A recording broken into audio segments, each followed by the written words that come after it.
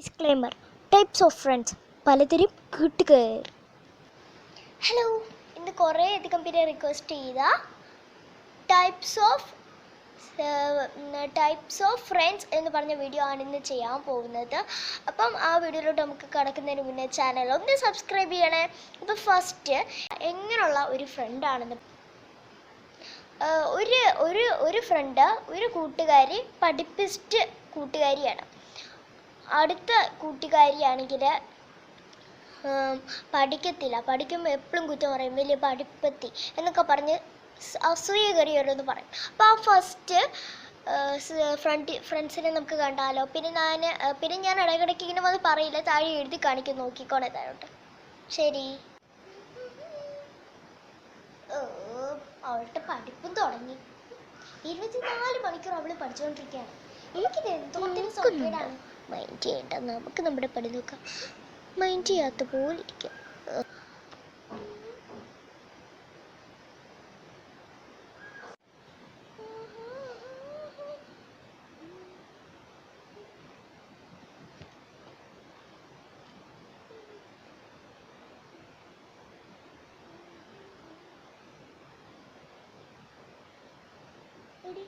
നിനക്ക് ഫോണിൽ കുത്തി കളിച്ചുകൊണ്ടിരിക്കുന്നേരം കൊണ്ടൊന്നും പഠിച്ചോളൂ.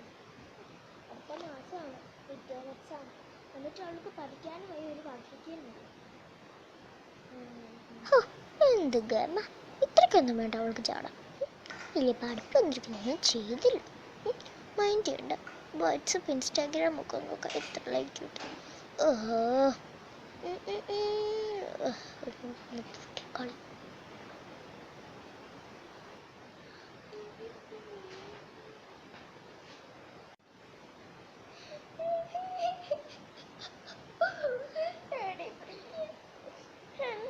കുറ്റം പറയും. ഇവിടെ എന്താണെന്നറിയത്തില്ല. അപ്പോഴത്തെ ബാച്ചുകാർക്ക് മുട്ടന് അസൂയ കേട്ടോ. നമ്മുടെ ക്ലാസ് വൃത്തിയായിരിക്കുന്നതും അല്ലെങ്കിൽ നമ്മളെപ്പോഴും അണിഞ്ഞൊരുങ്ങി സുന്ദരികളായിട്ട് നടക്കുന്നതും അവൾക്ക് ഇഷ്ടമല്ല. അപ്പുറത്തെ ബാച്ചുകാർക്ക് ഇഷ്ടമല്ല.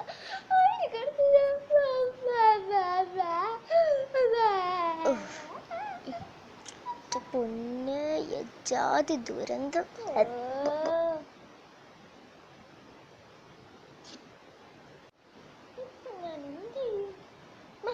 ബോർഡ് മാറ്റാൻ മേക്കപ്പ് ഇല്ല.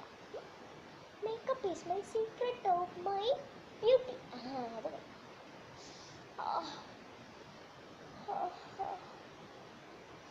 അയ്യോ, എൻ്റെ മണം അവിടെ തുറന്നു വെച്ച് ആസ്വദിക്കാം.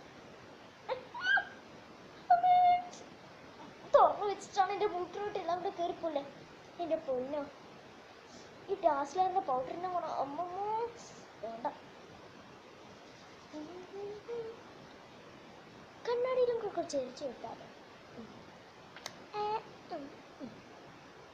കണ്ണാടി സുന്ദരിയല്ല, മുഖത്തേക്കാൾ സുന്ദരി. ഓ സുന്ദരി സുന്ദരി. നാശം പിടിക്കാൻ മൈൻഡ് ചെയ്യണ്ട.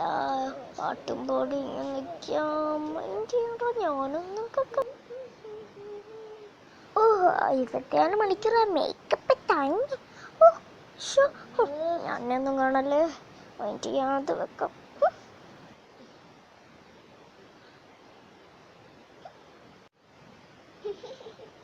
പുതിയ സ്റ്റാറ്റസ് ഇടാം. ഇവിടെ സ്റ്റാറ്റസ് നോക്ക്.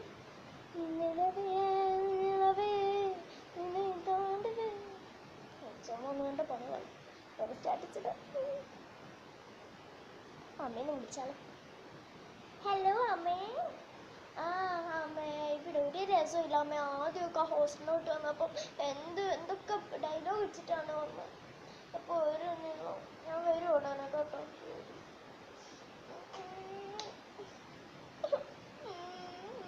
എൻ്റെ ഒരവസ്ഥ. എനിക്ക് നാണമൊന്നുമില്ലടി. അമ്മയെ കണ്ടില്ലല്ലോ, എനിക്കൊരു പ്രശ്നമില്ലെന്ന് പറഞ്ഞ് എന്ത് കോൺഫിഡൻസോട് നിന്നെ അളപ്പിക്കണ്ടി.